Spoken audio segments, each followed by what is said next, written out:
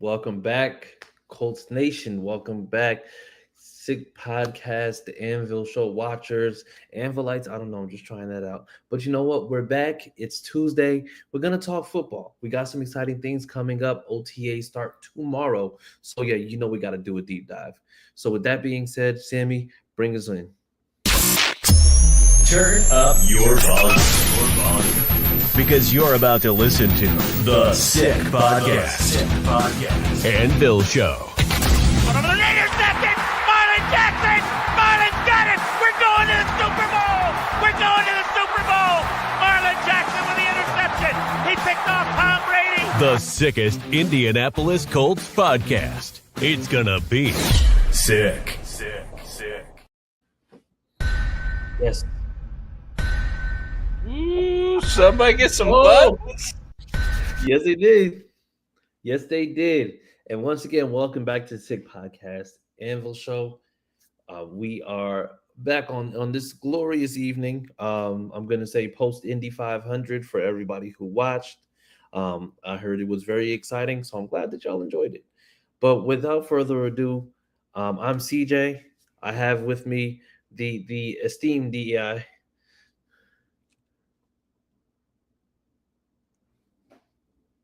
Sir, your going. name. Keep Tell the going. people your name. Oh, I thought you wanted to keep going with my No, accolade. I You could just call me P. There you go. Okay, we'll just go with that. Yeah, man. How's it? How you feeling? How's everything going? Busy weekend. Yeah. Didn't like my Pacers losing. But it was a good weekend. Spent it with the family. Okay. I had one grandson graduate. We barbecued on Sunday. Listened to Okay. the race. All right. Okay. So it was. And It then was. went to work on Monday. Prosperous and eventful. By the way, big shout outs and congratulations to all the graduates of all levels, grades, whatever it may be. So yeah, like I said, we'd be remiss if we didn't mention that since this is like prom graduation season. So yes, once again, congratulations. And yeah, so without further ado, let's go ahead and get into it. So OTA start tomorrow. And we know that OTAs are, I'm going to say, we're going to get a lot more social media fodder. A lot more of the videos, a lot more of the, oh, well, this person's going to look good. We're going to get the 11 on 11s. But I want to know from you, Pat, what are your expectations going into OTAs? Because we know we got OTAs coming up. And then once OTAs are done, then we're going to be right there at training camp. Well, my expectations change for the simple fact that I have expectations what the team needs to do. Yeah. I have expectations what the offense needs to do, defense, quarterback, running back, receivers. You know what I'm saying? So, but to put it generally, I expect this team to win. Okay. I really and truly do. There's absolutely no reason for it. We got a good head coach.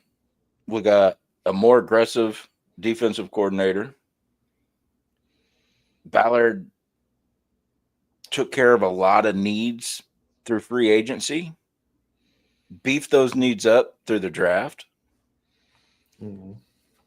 I just expect to win. Yeah. You know, that, I mean, short of that, I'm let down. I'm not trying to be someone that thinks that we are going to win every game or anything like that. But my expectations are truly to win. Go out there, be competitive, and win. Yeah. Yeah. And I understand. I understand that sentiment. And I think that's all the more reason why I think for you to say that to me, it's a big thing because of the fact that we know exactly what we've kind of had to put up with over the last few years, where it just seemed like we had to kind of slow burn as opposed to making moves so that we can win now. as opposed to just letting it be, well, you know what, we're we're about 2 years out from competing.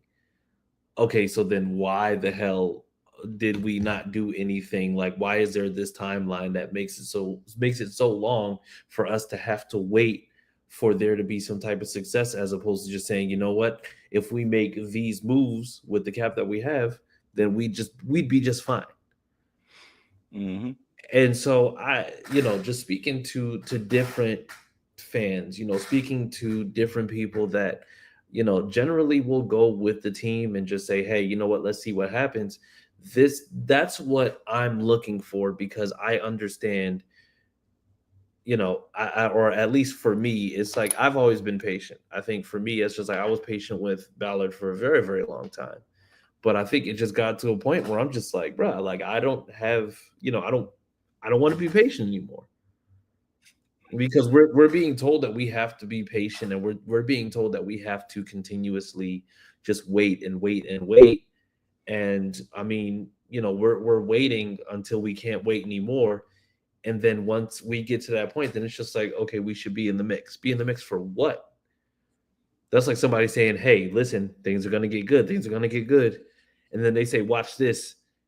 And then you're just looking like, what am I watching? Like, what are we doing here? So I mean, I think for me personally, if I'm looking at these OTAs, I mean, of course you're going to be looking at Anthony Richardson, because you're looking at him to make sure that he is going to be leaps and bounds better than Daniel Jones. Of course, and we hit this the other day, Chris,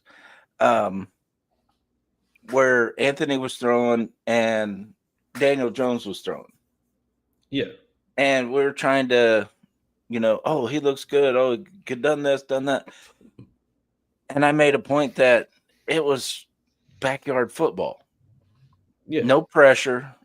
He had everybody had the time in the pocket, set their feet, square their hips, and launch the ball. You can't do that in live action games. Now, starting tomorrow, it's when they're going to do 11 on 11s. There's going to be pressure. Now, nobody's going to hit nobody, but there's going to be pressure. The game is that even in the practice there is going to be sped up tremendously. Yeah. So come next week, after we see those videos, then I'm going to have a deeper thought process on the quarterback competition. But just seeing what we've seen already up to this point, I'm not going to give a perspective, because it's backyard air football. Yeah. You get some pressure on these guys, and then we'll be able to talk. Then we'll be able to say he's picked up a lot of those mechanics. He was on the run. He stopped. He squared. He launched. Or we're gonna go back to talking about, I don't see an improvement. Yeah, but I think for me, it's not necessarily like I'm not going to be looking specifically at this thing to say, oh, is it improved? It's just like, I think it's just for me, I'm looking at how he's handling game speed. Like, and I know that it's not necessarily going to be the exact same thing, right? But the thing is, it's also, how is he handling the pressure coming at him? Because the thing also that I think many people are talking about now is that the O line now, you're down Ryan Kelly and you're down Will Fries. Where for me, Will Fries, he had to me personally, it was a flash in the pan year. But to me, it's just like you're missing Ryan Kelly. So then you're missing Ryan Kelly, and then you bring in Bortolini, where now it's okay. Well, then how's Bortolini going to look with AR? What's that going to look like in terms of that line, in terms of how that whole entire, I'm going to say, that new dynamic is going to look? And for me, if I'm looking at how the new dynamic is going to look, it's, to me, I'm going to say, all right, well, I need to see how he's going to be handling the pressure. I want to see, how now that you are going to have somebody different, and now that you have this D line that could potentially be better, how is he going to handle that pressure coming after him? Possibly a little bit more frequently than it was before. Yep, so it's not necessarily to say, oh, he's doing good, oh, he's doing this and he's doing that. I think it's just more so to see, all right, So let's see how he's handling how things are going. Because I'm going to tell you, and I'm going to give you my honest to God opinion. I think AR has the job unless he is just absolutely not good. I agree. I honestly agree that it's AR's job to lose. It's not Jan Jones' job to win. It's AR's job to lose. Did he do enough? We'll find out. Yeah, and We'll absolutely find out. And I'm right there with you, man. And we talked about it way back when we had Zach Hicks on, before we even got Daniel Jones. And it was kind of a joke, to compare the two. Yeah, we were laughing about it, and now it's actually happening.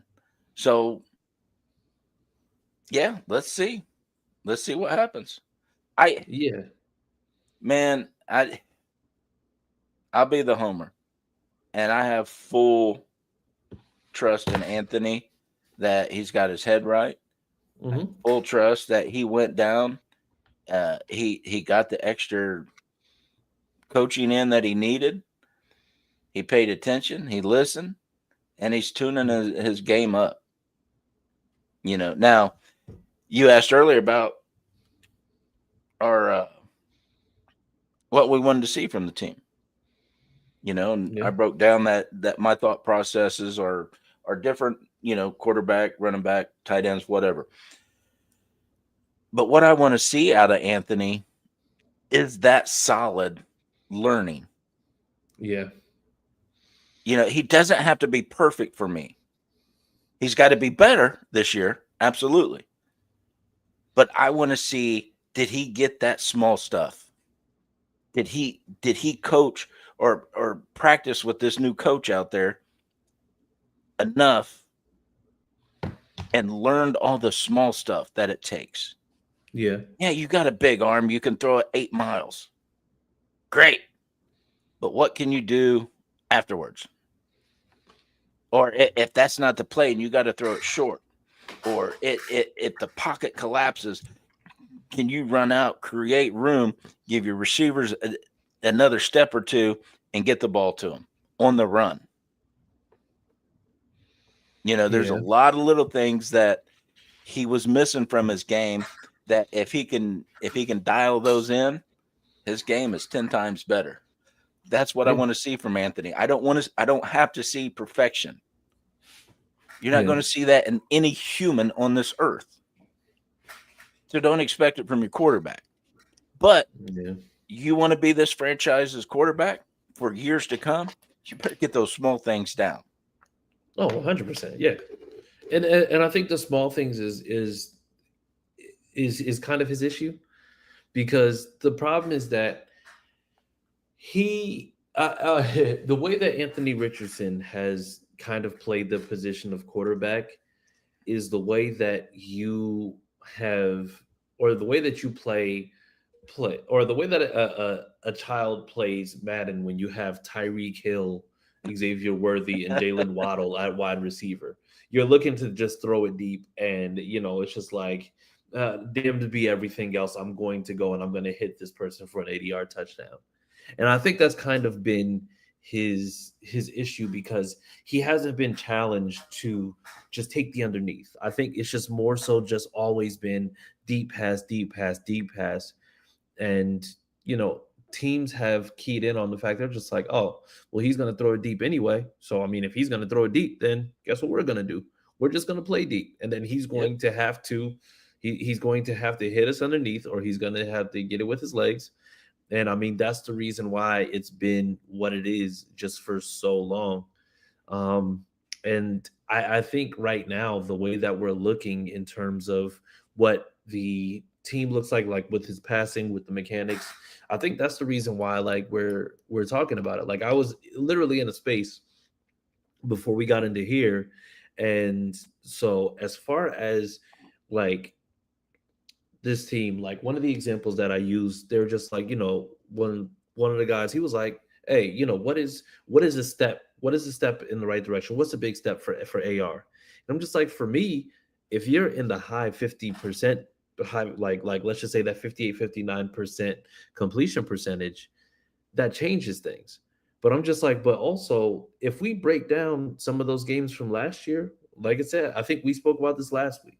If you break down some of those games from last year, you had the Texans 9 for 19, 255 yards. You take three of those passes because three of those incompletions were deep passes, and those turned into three short completions. 48% goes to 75%. That's a 27% jump with three passes. Yep, absolutely. And if you are able to make sure that you're implementing some of that short stuff into there, his completion percentage honestly is going to potentially be better than high 50% completion, because it's not like we don't have the guys that would be able to go ahead and take a 2-3 yard and then potentially get 10-20 yards out of it. We've seen Josh Downs do that numerous times. And I mean, honestly, we've seen Pittman do it. We've actually seen every wide receiver on there do it, except for AD. And I think AD is somebody else that I'm looking at for OTAs, by the way. But we've seen everybody be able to do it. It's just being able to, I'm going to say, take the short throws at a high enough clip to be able to really just go and hone in and make sure that you're hitting every single thing that you can in stride. Agreed, 100%. Yes. Now, I do have an announcement. Oh, no. You want me to hold up? No, I know. I just said, oh, no, because whenever you just announce it, there's the announcement without saying that. Well, the Colts came out today and said that the players are going to be wearing a patch, a JI patch today. And instantly my phone started blowing up with everybody wanting to know if we would be able to purchase those. You know, most people that go to the games have a jersey. They want to put it on, you know, for respect out of the ball for the boss man.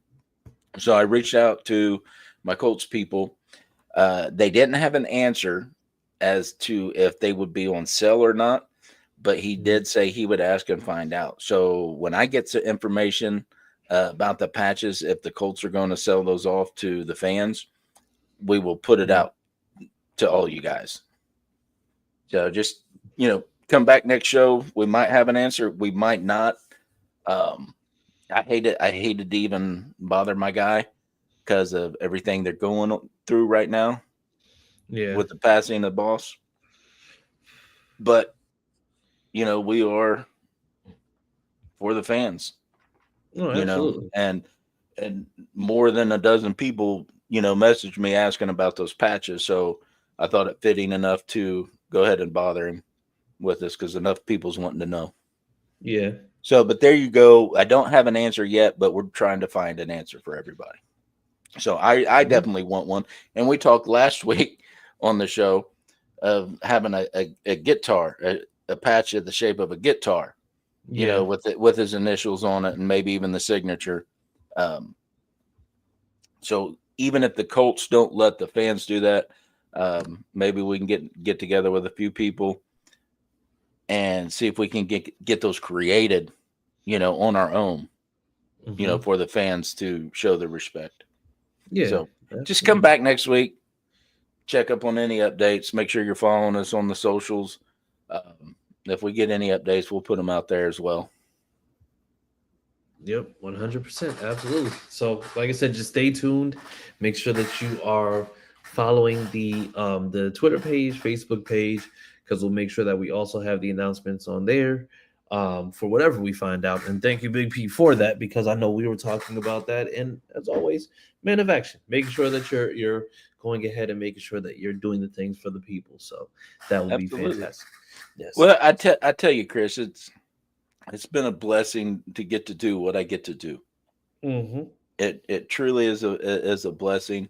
I'm nobody special, and I get special treatment, and that treatment's because of blessings. You know, so I like to share those blessings. So if I can be that bridge from the fan base to the organization, I'll absolutely be that bridge 100% of the time. Yep, absolutely. No, and like I said, as always, like I said, you always made sure that you've looked out for the people, so that's always the thing. So yes, and the least that the people can do for you, if you're not already doing it, is make sure you're subscribing to the YouTube. Okay, make sure that you're liking and commenting, sharing all that good stuff, because like I said, that's how we're able to make sure that we connect with you guys, and that's also how we're able to make sure that anything that you have questions about, we're able to answer to the best of our abilities. So we definitely do appreciate y'all for that. And for all you OG followers out there, if you haven't noticed this pattern, the more people that follow us, the more access that we get that we are able to provide to you. Mm-hmm. So hit that subscribe button and just call it a bridge tax. Yep. That's it. You're supporting the guys that give you the information that you want. You can't reach out to, a lot of the media out there and ask them questions and actually get answers for them. But you guys reach out to us. We do whatever we can for y'all. Yep.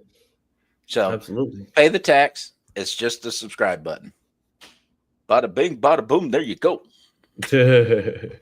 But so then other than that, Pat, I'm gonna say outside of the people that we talked about, right?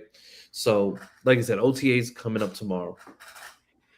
Who for you, I'm gonna say, who are you looking at to potentially go ahead? I'm gonna say to kind of be like that raise eyebrows player.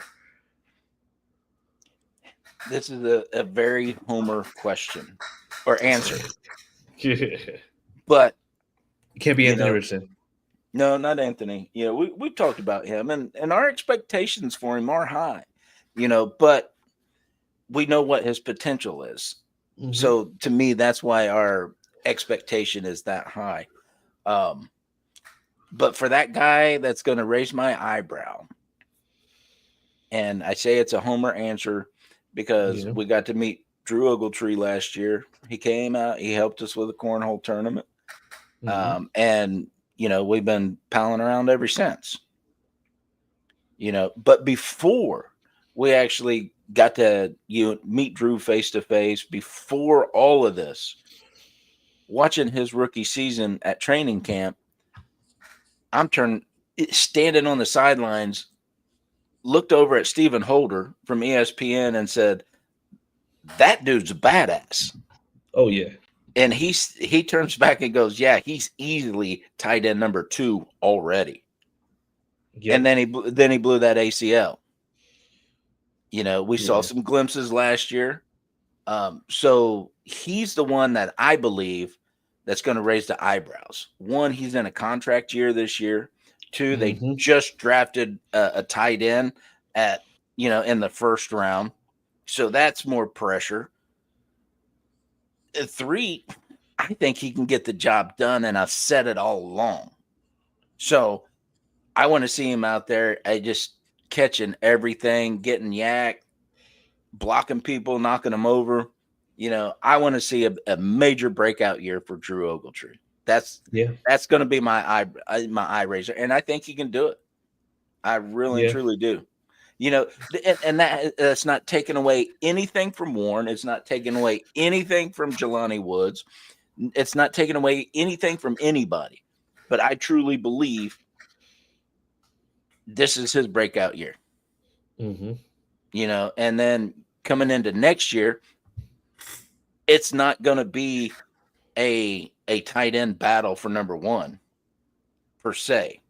It's going to be a tight end battle between 1 and 2.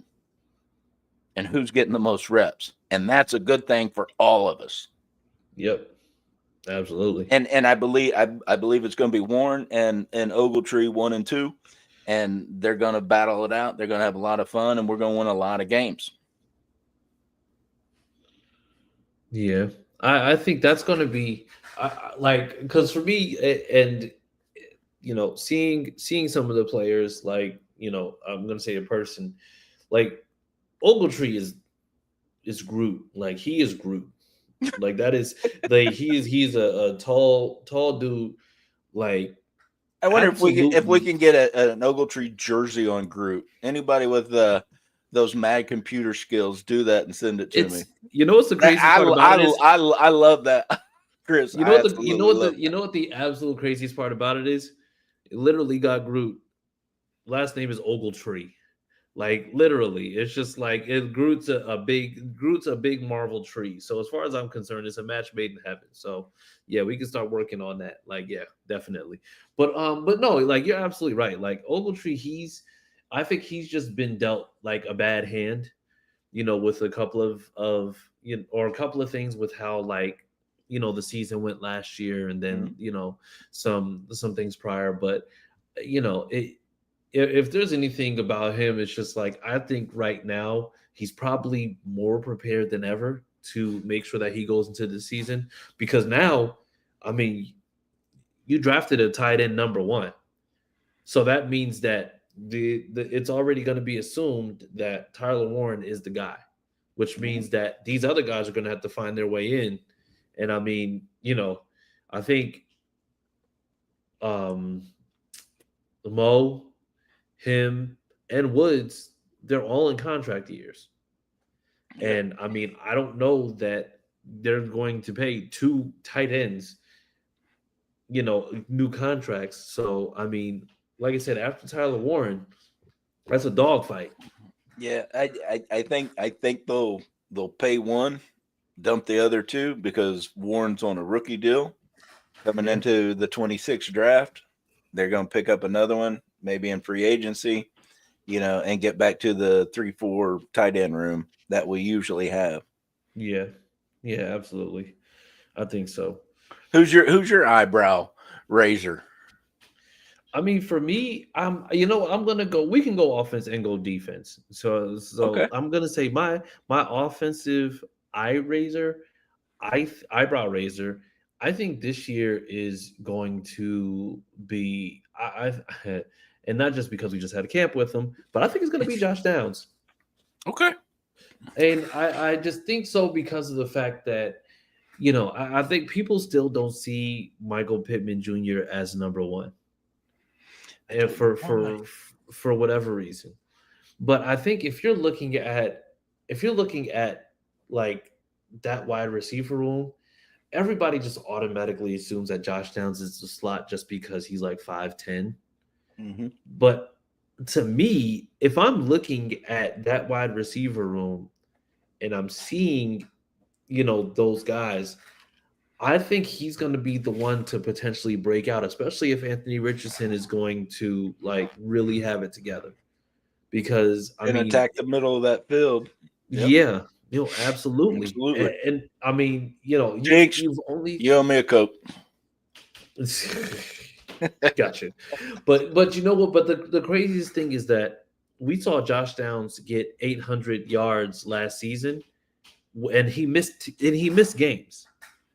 So I mean, I'm gonna say that it's not outside the realm of possibility that if we believe that two of our wide receivers are going to get 1,000 yards this season, that Downs is definitely going to be one of them. I can see that easy. I mean, his first 2 years, I think the first year he was over 7. Last year, wasn't he over 8? Like 859 or something?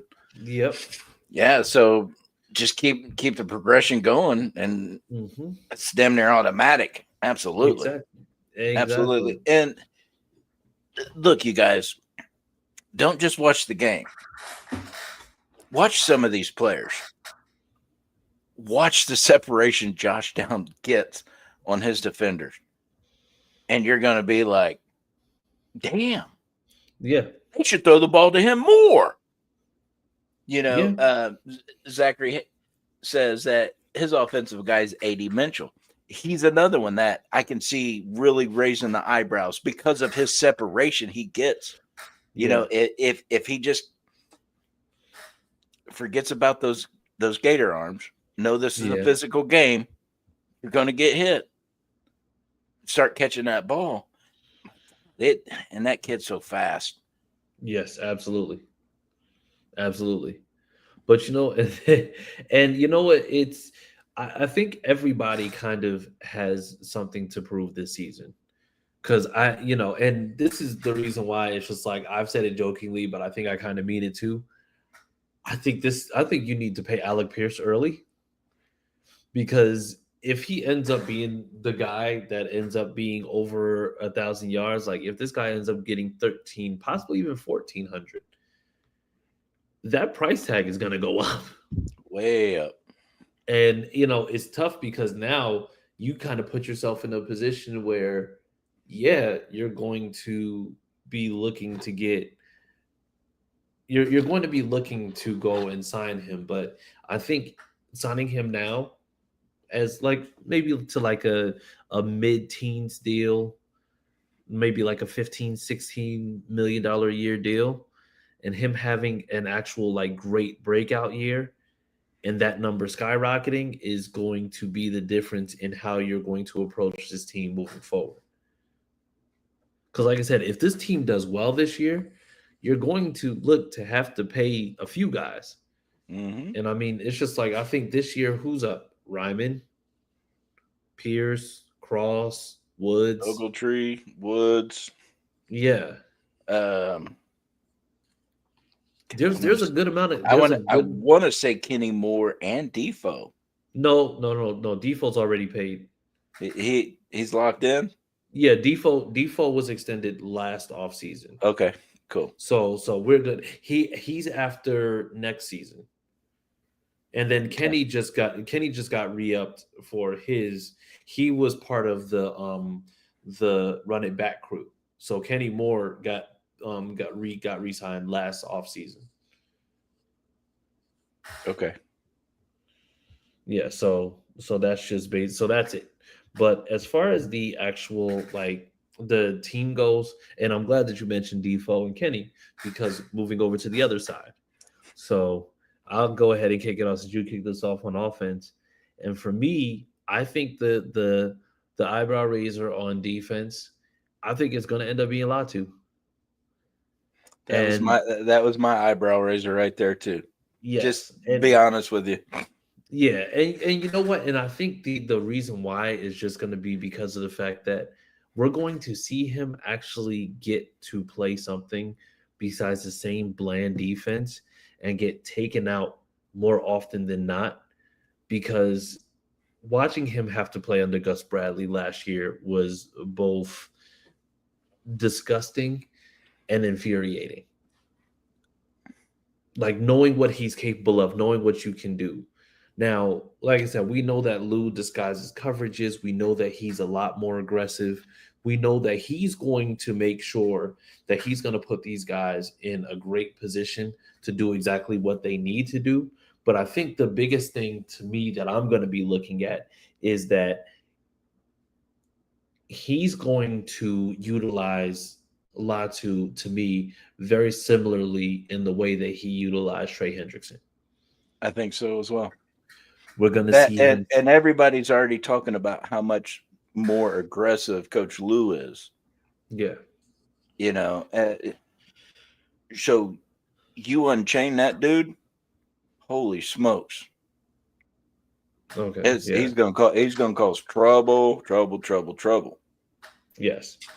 It's amazing what a different coach can do with the same talent that we seen last year and their philosophies about the game.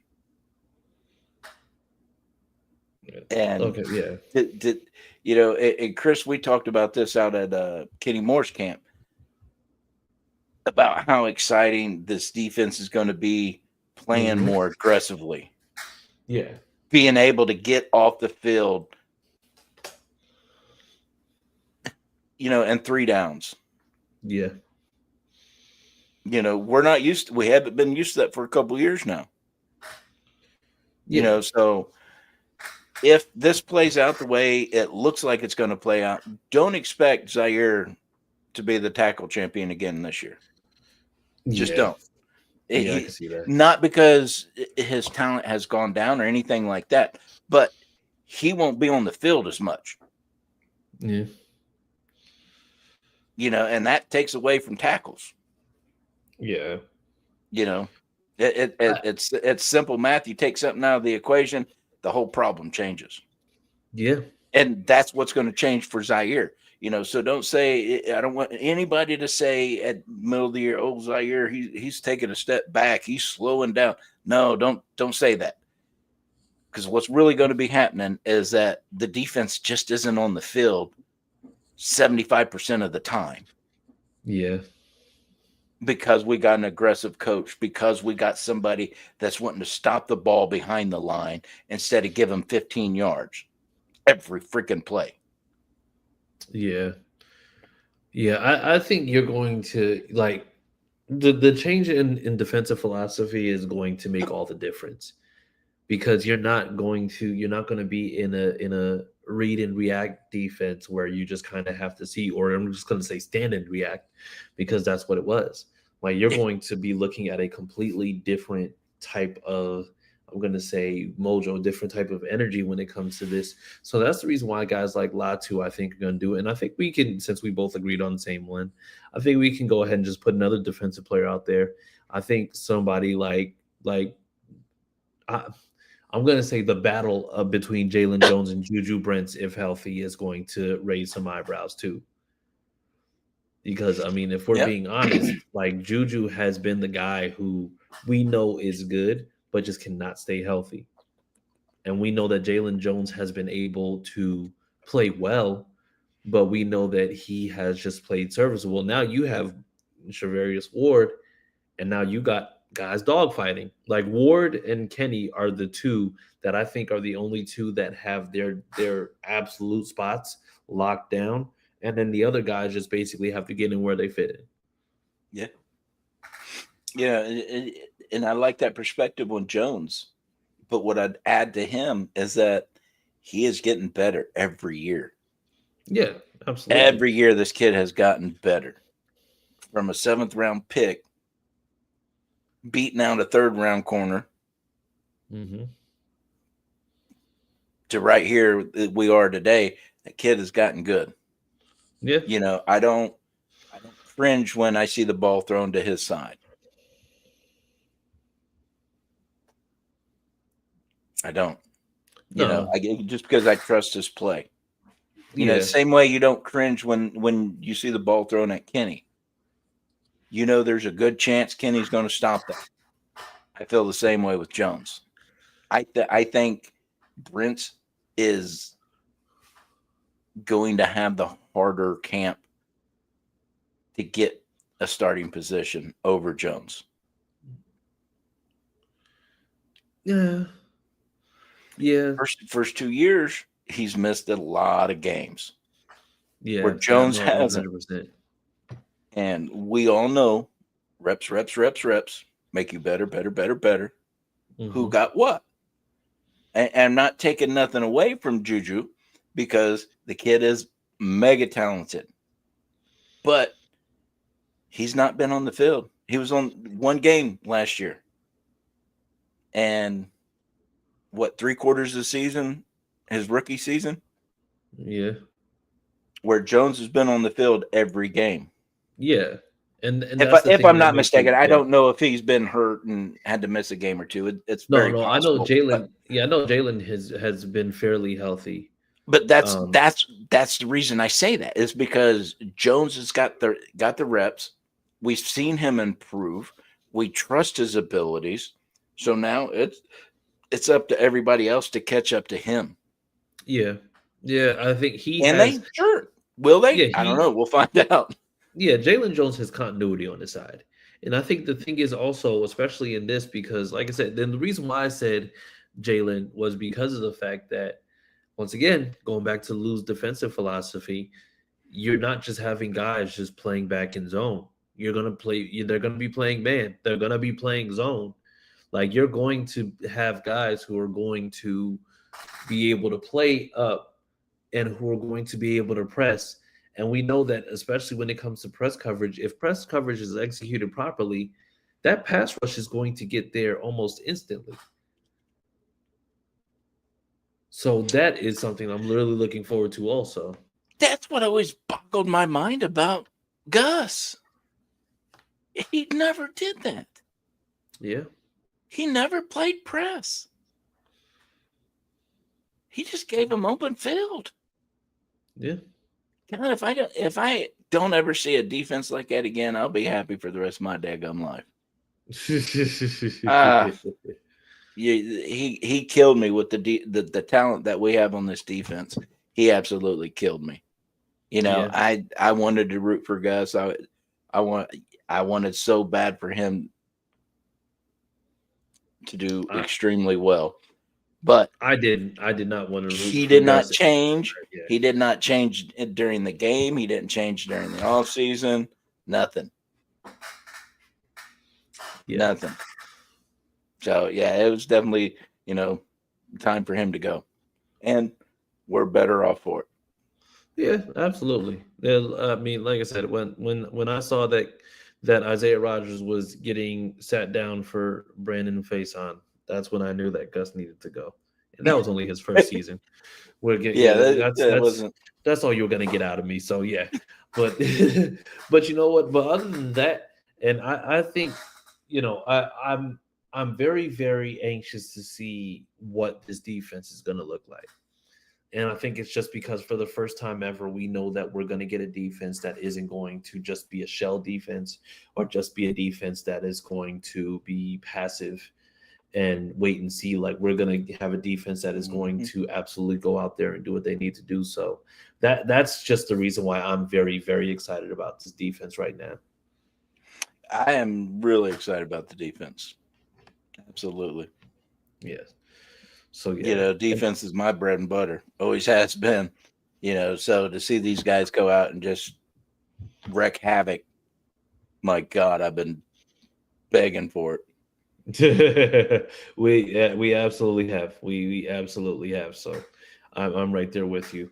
But you know what? But other than that, like I said, we got OTAs coming up. Also, big shout out to Zach. Big shout out to Stacy in the chat. So yeah, just want to make sure that we shout everybody out. CG, Kevin, Sean, what's going on? Yeah, we're not going to hold anybody up too much longer because we also know that the Pacers are playing. So yeah, we know that. Yeah, that's a big thing. So without further ado, Big Pete, tell the people where they can find you on social media. You can find me on X at Big Pete Colts. All right. You can find me on Twitter at CJ Colts fan. You can find us every Wednesday at z103.com. You can also find us on Twitter at SigPod Colts. And then also visit Indy. Make sure that you're downloading the app for all Indianapolis attractions. This way, you know exactly where to go, what restaurants. I can't remember the restaurant. I don't know if they're still there, but there was a restaurant where they had the heart attack burger when I moved out there, and I ate that in under. I think what was the time? I think it was supposed to be like under 15 minutes. I think I ate it in 12. But either way, very long time ago, completely random. I don't even know why I thought about that. But either way, make sure that you scan that QR code. Make sure that you download the app, register, all that good stuff. But outside of that, we will see you. Don't forget Mix 105. Oh yeah, Mix 105. My bad. I am And so you sorry. can Mix you 105. can find them on Facebook just at Mix 105. Yes. Yes. And they are working on getting their app done and completed. So there'll be another opportunity for you there. Mix 105 does a really, really good job with the community and bringing the community together for serious issues. Yes. Yes, absolutely. That Absolutely. everyday normal people have to deal with. So they got a great program as well. And Monty with Z103 is absolutely a stud. Mm-hmm. You guys just got to check both of them out. These guys work their hind end off to bring a great program day in and day out. We're fortunate enough to be on both of them. So let's go. Yep. Let's support Absolutely. everybody that supports us. Mm-hmm. And then you can also download the z103.com app. When you download on there, you can actually hear the replays of this show on there every Wednesday at 11 a.m. Eastern Standard Time. I think so. All right. 12 Eastern Standard Time. Yes. On Wednesday afternoon. So yes. So make sure that you are tuning into everything. And with that being said, have a great night. only because of the fact that this is a Colts podcast. Go Pacers. I have no dog in this fight. You're a Pacer fan now. Just admit it. You're a Pacer fan. I'm not. You Sammy, are. take us out. I'm not dealing with this. Peace. And that's a wrap. Hope you don't miss us too much until next time. Follow the Sick Podcast and Bill Show on YouTube, Instagram, Facebook, Google Play, and Apple Podcasts.